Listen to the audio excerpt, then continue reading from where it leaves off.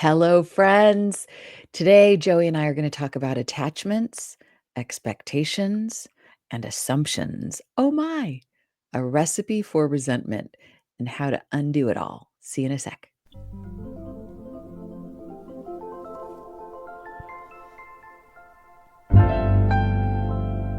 When I'm in need of a great big grin, I know where to go for some oxytocin. When the whole world seems to be cold and mean, I know who to call for some dopamine. I'll be your Lucy, you'll be my Ethel, I'll be the Thelma, you'll be Louise, and we'll ride together till we reach the rainbow's end. Thank you for being my friend.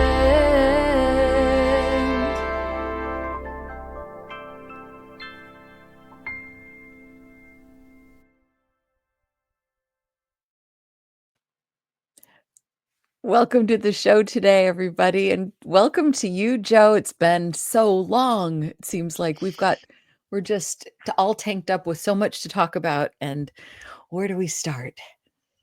Well, my gosh, we're already into mid-February, and this is our first podcast of the year. So let's make it a bang, Mhm. since we have sort of a short time tonight. Let me start off by asking you a question. Where have assumptions, expectations, what's the other word from our title? um, Attachments, expectations, and attachments, assumptions. attachments, expectations, and assumptions. Okay, where have they gotten you into trouble lately? And let's bounce this back and forth and make some magic. Mm. Well, I was just thinking about how all right, so I talk about my death experience a lot, but the cherry on top of the whole thing was this sense of, "Oh my god, I wanna remember that." Like, whenever I'm sure everybody who's watching or listening has had, like, a real high moment of clarity, and we just wanna grab onto it and like, wrangle it into our ordinary experience, and what I really wanted to wrangle in was this awareness that life is beautiful, life is blissful, and there's a constant stream of beauty happening all the time, even amid awful moments. And in that place of extreme clarity, I was so aware that it was my attachments that kept me in every instance. I was like having this massive life review, and I could look at every situation in my life that had been difficult or hard. And the common denominator every one of those moments had was that I was attached to the situation being other than it was. I was attached to the person being other than they were. I was attached to the outcome being other than it was. And when I thought about other moments where there were maybe difficult things happening, but I didn't have such an attachment, I could see that I was able to be in the beauty the whole time. So I found this William Blake quote soon after my death experience, and he said it so poetically. And he said, "He who binds himself to joy does the winged life destroy. And he who kisses the joy as it flies lives in eternity's sunrise." So to me, when I'm in that space, I feel like I'm awake and I'm doing well. But then I slip, as it's very typical and common and human to do, to step into some kind of attachment. Like I came home from the store today, and to me, it's a big deal when I go out in the world to the grocery store, because especially I live up here on this, basically on my little mountain. It's raining today, but we were out of some things. So I braved the cold and the wet, even brought my dog with me. And it was a big schlep. I mean, I wanted to be writing today and I didn't, but I did. And when I got home, Dana was like, "Oh, looks like you forgot the blah and the blah and the blah." And I w- like immediately slipped into like a rage place. And then I was on the phone with Joey and I was saying, "Oh my god, I want to unpack this." And I realized I was attached to him saying, "Thank you so much for going shopping for us. That's so great. You're so wonderful. I was attached to him being happy that I was like the hero and I brought all this stuff in, and when that didn't happen, I was furious. So last little piece on this, I interviewed Daryl Anka this last weekend who channels Bashar. And I've heard him talk several times, and I asked him just to kind of reiterate his basic formula. And what he said is something like this. I'm reiterating, but basically follow your excitement to the furthest extent that you can with your doing your absolute best, and then let go of attachment to the outcome of what you expect it to be like. And having him sitting right next to me saying that, I felt like, oh my God, I've totally forgotten that piece. I've gotten attached, and attachment equals suffering. That was my aha on the other side. Mhm. Attachment equals suffering. To the degree that I'm attached is the degree to which I suffer. The degree to which I'm detached, yet still participating in life, is the degree to which I'm doing pretty good. Okay, so those are my thoughts. This is all kind of present tense. What does this call up for you, Joe? Mm. Oh, God, it's like this dichotomy that I have between, like, trying so hard to be spiritual in a human body. Like, I know we're saying we're spiritual beings having a human experience, but my human experience is pretty human. And so I always feel like I'm, because I can map my story onto your story easily Mhm, with my own, mhm. details. So I'm always looking for, like, how do I balance this idea of Yeah, same. intentions and hope that can creep into expectation and attachment? Like, how do I balance that? Almost like it's a, what's it called? A pendulum Not a or pendulum. It's on a spectrum, a spectrum. like a spectrum of desire, wish, want, need, expectation, attachment. Like, I don't know, like there's this spectrum maybe. and Mhm. and and I feel like I'm allowed to ride it to a certain spot, and then if I get past that spot, then I'm gonna get inflamed. And Right. so, um one of the things I've been thinking a lot about lately is, Elizabeth Gilbert and Alison Armstrong. And these are two Mhm. amazing women Yeah. who have been teaching us that, yes, we want to be expansive beings, but the feminine nature is to be so incredibly expansive that when we push ourselves to expand more, that maybe that isn't the right direction to go. Sometimes we have to see what we come up against, and I'm happy to have you rebut me. Mhm. Sometimes what we come up against in discomfort is an important message, because I know for me as a woman, and with Mhm. a Mhm. nurturing, so much nurturing, Mhm. I have such a strong nurturing quality, and that quality is like, I'm like the giving tree. Like, let me give you more apples and give you all my branches, and I'm going to give you my trunk until there's nothing left. Become a And so, canoe. Right. yeah, they become a canoe or a place to sit. Someone can just sit on me, and that'll be the end of that. But I guess what I'm trying to say is, where do I use the feeling of like, ouch, or this isn't okay, to have that help me define my needs and my wishes, and then take that information in Mhm.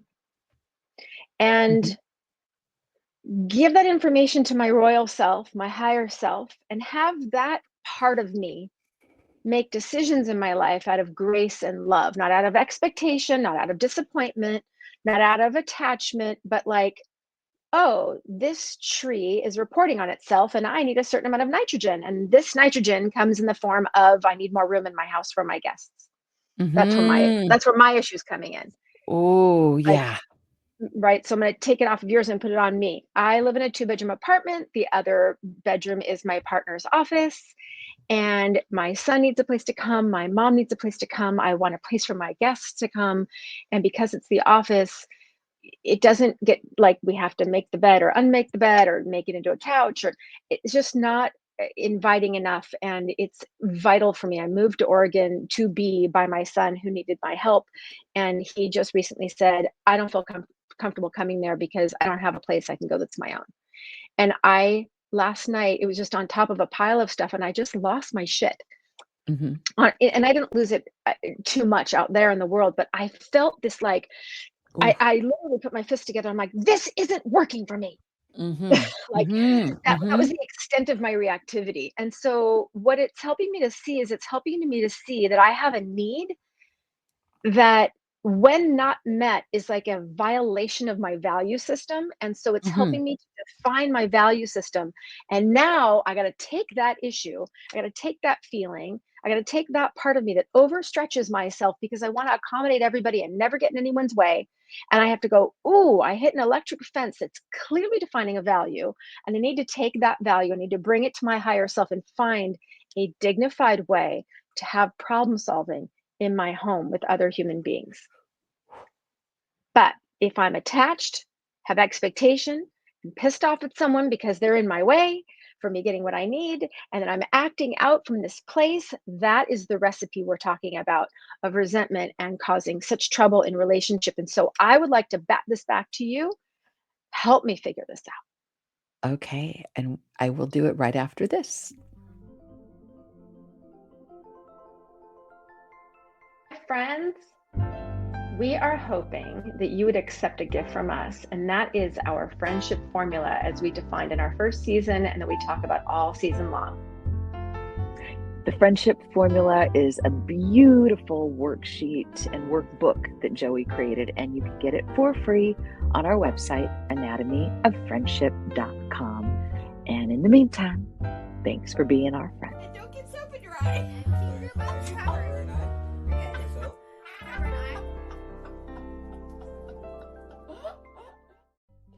Wow. I am excited about Dreamifesting Live. This is an opportunity for people to join me in a workshop. It's 12 weeks long, and we explore the ways that dreams can help us do the heavy lifting of making our wildest dreams come true.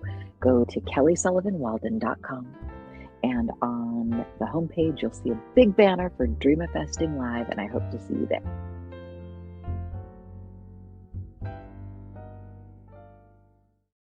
Hey friends, while Joey stepped out of the room, I gotta just talk behind her back for a minute. You're not supposed to do that with friends, by the way, unless it's really good.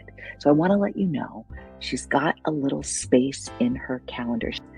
And if you are open to having a session that will change your life, it's a holistic health session with Joey. It will rock your soul. So go to loveyourwaytohealth.com and book yourself a session with Joey. Oh shoot, here she comes. Bye, go do it. What if I picked your nose with my toe? Oh, you can pick your nose and you can pick your friends, but you can't pick your friend's nose. I totally pick my friend's nose. If you had a booger in your nose, I would. You are so silly. Oh my goodness. Okay. That was so funny. Okay, So we're let's back. hear We're it.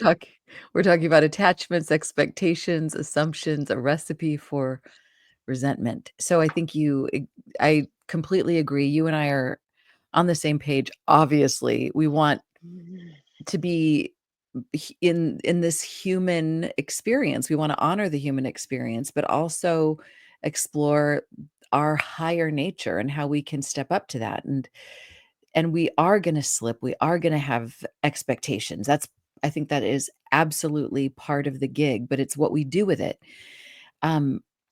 So one perspective I have is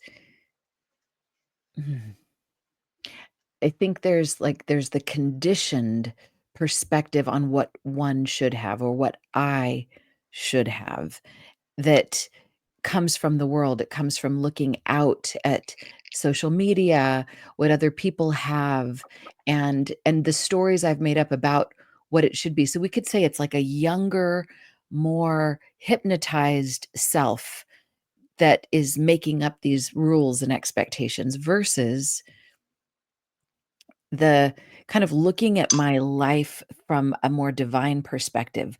What does, like, from the highest perspective, what does Kelly need in order to flourish, in order to be who God created her to be. In order to do that, there's certain boundaries that she must have. There's certain things she needs, just like that you were talking about the giving tree. The tree must have some sunlight, must have some shade, must have some nutrients, or it can't grow. So I think there's a very big distinction between kind of what the ego projects that it needs versus what it actually needs. And this is where meditation comes in, to be able to do some of that math, to clear some of the cobwebs of the conditioning.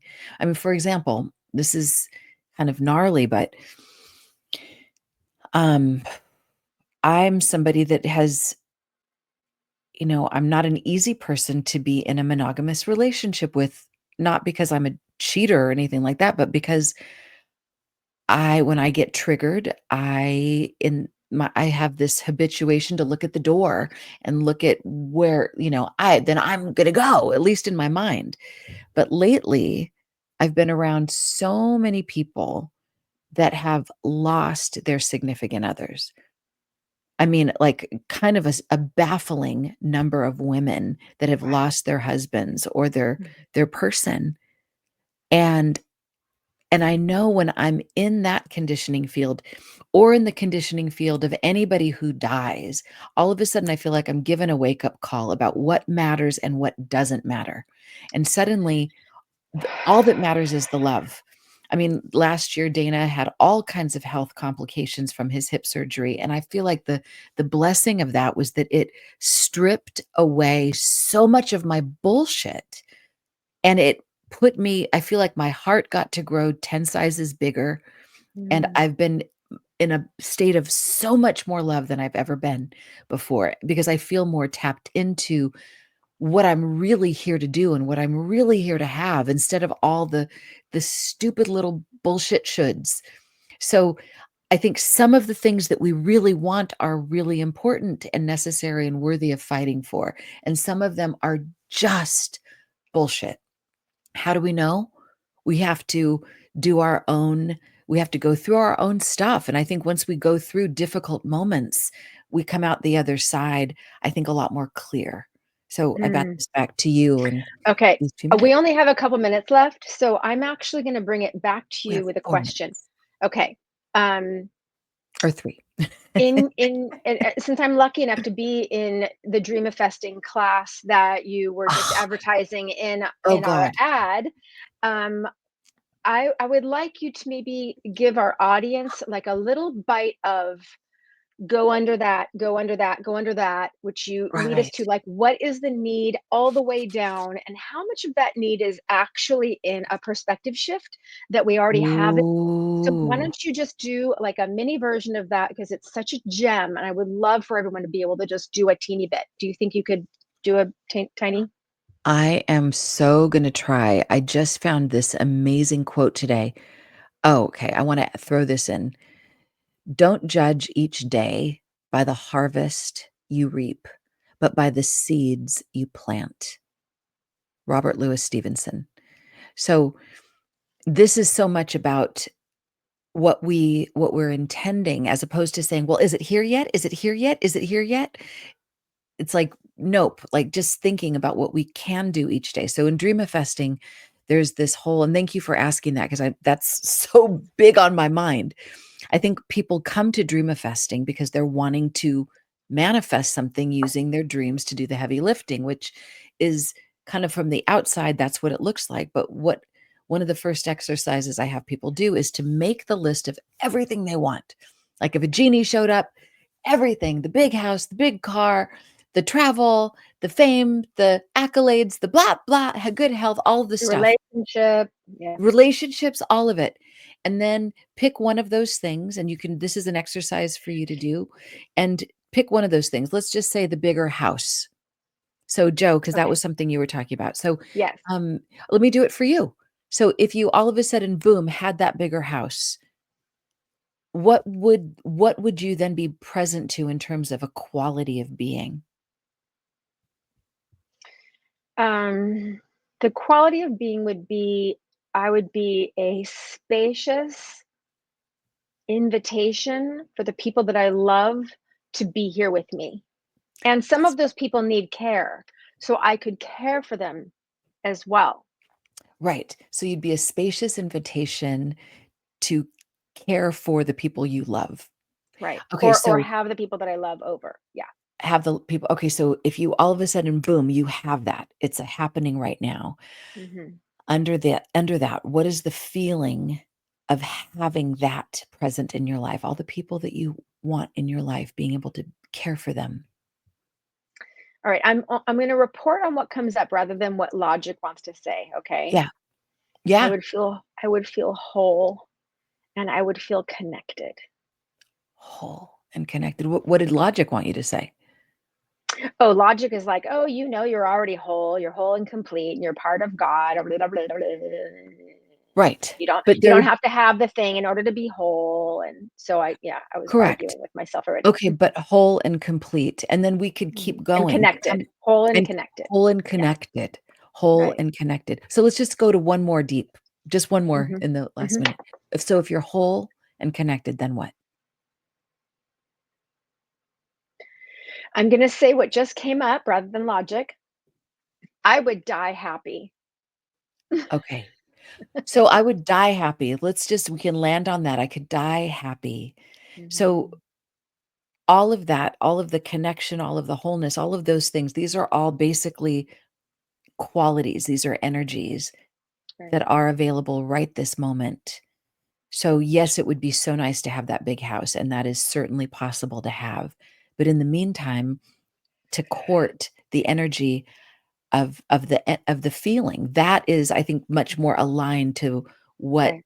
the creator put Joey on the planet to have, so that you can Right. go forth and create that, and you might create it in a very interesting and unique way that's different than what your vision might have been. So that's the assignment for all our friends, is to make that list and go at least 3 to 4 to 5 layers deep. What And would it we're give gonna you? do What this would it again. give you? What would it give you? Okay. Exactly. And until we all meet again, Thanks thanks for being for our being our friend. friend.